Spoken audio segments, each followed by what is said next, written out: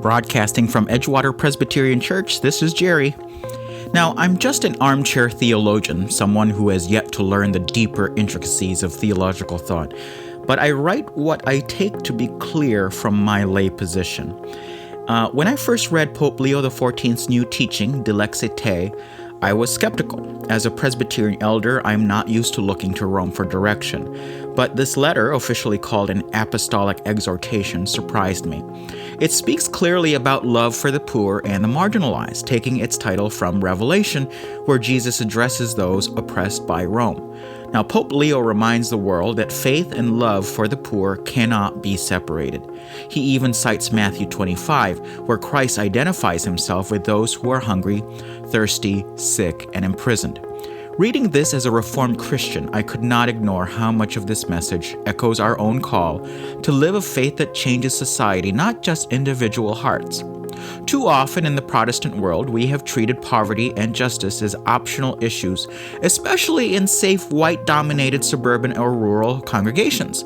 We focus on spiritual life while telling ourselves that social problems belong to someone else over there, whether we realize it or not.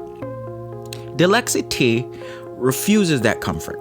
It says clearly that to love God is to care for the poor, and to do that seriously means confronting the systems that keep people poor. That means we cannot avoid politics. It means the church must sometimes raise its voice against unjust structures that crush the weak. When Pope Leo says the church cannot remain silent about civil matters, I hear a challenge to all of us who have hidden behind the neutrality of the church. To address poverty is to speak about the economy, wages, housing, and immigration policy. That's politics. To address these things is to step into the political arena. And to do that as the church is not a betrayal of faith. It is obedience to Christ's command to love our neighbor. In our Reformed tradition, we say that faith covers every part of life. John Calvin spoke about the duty of believers to bring righteousness into public life. But in practice, we have sometimes retreated into private religion. Dilexi Te calls us back out.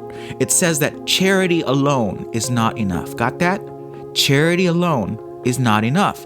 Giving food and clothes to the poor is good, but if the economic system remains built to exploit them, our faith remains shallow. Real love means changing the conditions that make poverty normal. The Pope speaks of invisible market forces in this document that exclude the weak. We should be the first to name them because Reformed theology has always insisted that sin is not only personal, but also structural. We confess that greed, racism, and exploitation are not just individual vices, they are systems.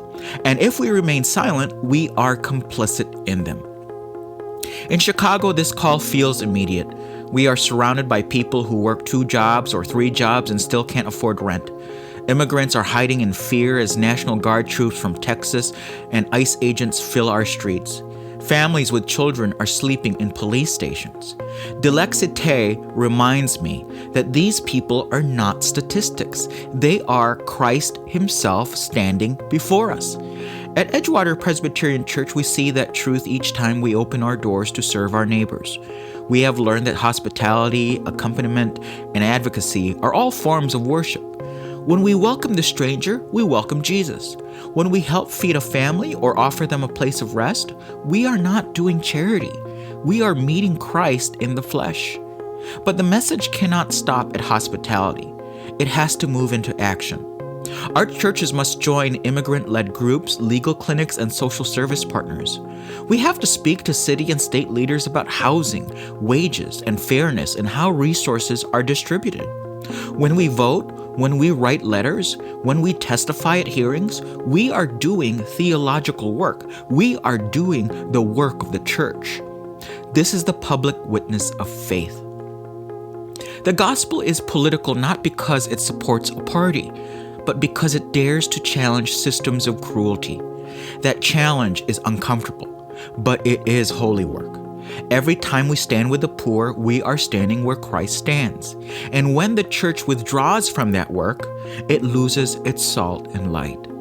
I think often of Matthew 25, where Christ separates the sheep from the goats.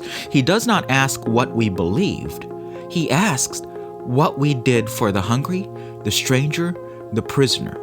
In this time of rising inequality and xenophobia, that question is haunting the church again. If Dilexi Te teaches anything, it is that the love of God must look like justice on the streets. For us in the Reformed family, that means picking up our cross and walking into the city, not away from it.